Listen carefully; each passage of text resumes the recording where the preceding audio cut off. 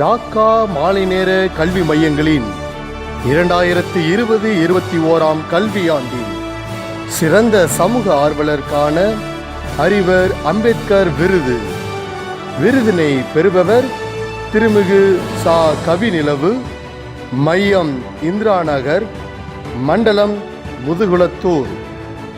திருமிகு சா. கவிநிலவு வழி நடத்துகின்ற இந்திரா நகர் மையத்தின் தனித்துவமான செயல்பாடுகள்.